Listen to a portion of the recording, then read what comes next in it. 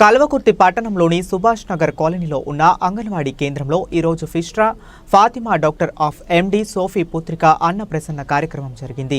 ఇట్టి కార్యక్రమంలో ముఖ్య అతిథులుగా సిడిపిఓ భాగ్యమ్మ మరియు సూపర్వైజర్ లక్ష్మి, అంగన్వాడీ టీచర్ అలివేల, పిల్లలు, వారి తల్లిదండ్రులు, సుభాష్ నగర్ కాలనీ వాసులు తదితరులు పాల్గొన్నారు.